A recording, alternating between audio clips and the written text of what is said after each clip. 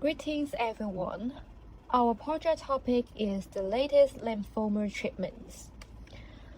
Human body is covered with numerous lymphatic vessels and lymph glands.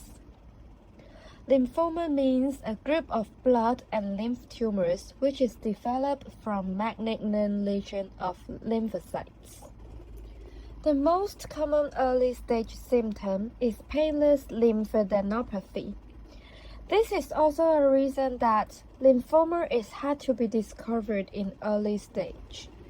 And the systemic symptoms such as fever, night sweats, weight loss, tiredness, or even itchy skin usually appear in the later stage.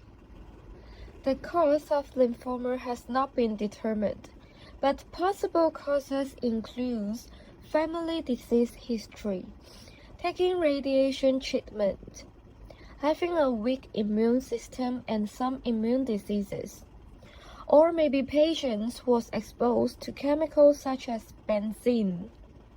Also, viral infection may also be one of the causes. There are 4 common treatments for cancers.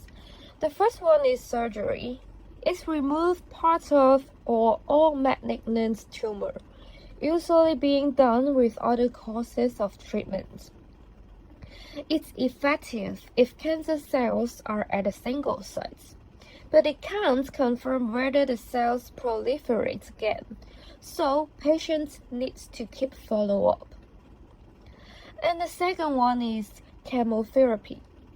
It prevents the continual proliferation of cancer cells by destroying or interfering with the metabolism of it with medicine. But the side effects are nausea, vomit, oral mucosal damage, diarrhea, hair loss, and fatigue. This therapy can kill cancer cells that have spread to other organs of our body, but may also kill normal cells as well because the medicine works throughout the whole body. The third treatment is radiation therapy.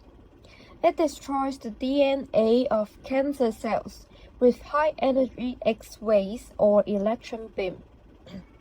The side effects are cortisol decrease, hair loss, lost appetite, vomit, and fatigue. The treatment will not kill all the cancer cells immediately. It might need to wait for few days or few weeks to kill all of the cancer cells. It is a partial treatment, and it tries to minimize the impact to other organs. And the fourth treatment is target therapy. It targets the genes of cancer cells to inhibit their activity or cause them to self-destroy. And the side effects are blood clotting or wound healing problems. It may also cause long-term damage to heart, lungs, and kidneys. It targets the protein and DNA of cancer cells, so it will not affect other healthy cells. Compared to other treatments, the side effects of targeted therapy are the least. After understanding what is lymphoma and those common treatments for cancers, let's have a look on this latest medicine. After understanding what is lymphoma and those common treatments for cancers, let's have a look on this latest medicine. Antibody-drug conjugates, as known as ADCs, are a class of biopharmaceutical drug designed to specifically kill cancer cells. There are 3 parts to ADCs. First, a monoclonal antibody that targets a specific protein on the surface of cancer cells. Second, a cytotoxic drug to destroy cancer cells. Finally, linker molecules that detach the cytotoxic drug securely to the antibody, breaking only when the chemotherapy is inside cancer cell.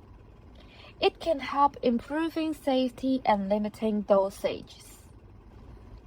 For patients, this potentially means fewer unwanted side effects commonly associated with chemotherapy, but all the killing powers. The idea of ADCS was conceived in 19th century by a German Nobel laureate Paul Ehrlich.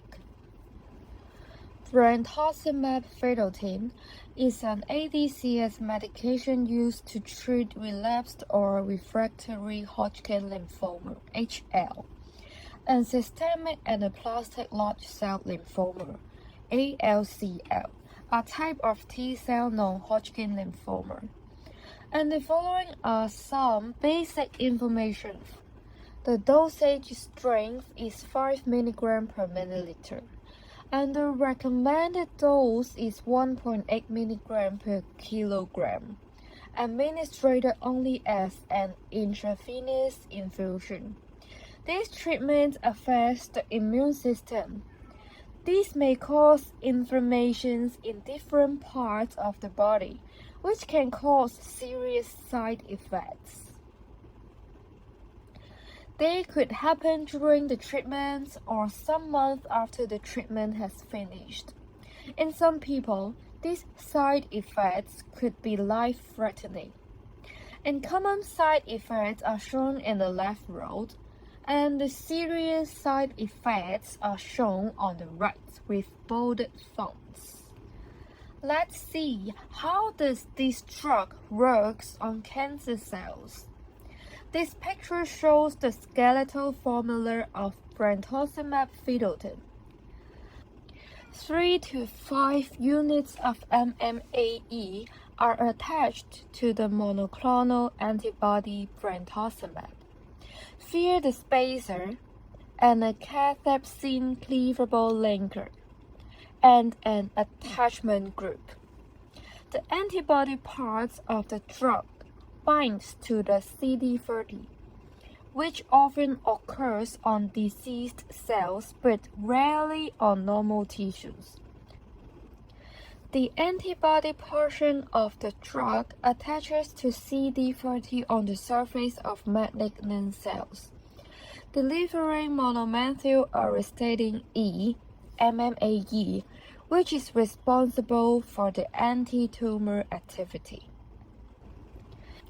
Once bound, brentuximab vedotin is internalized by endocytosis and thus selectively taken up by target cells. The vesicle containing the drug is filled with lysosome and lysosomal cysteine proteases, particularly cathepsin B, start to break down valine citrulline linker, and MMAE is no longer bound to the antibody and is released directly into the tumor environment.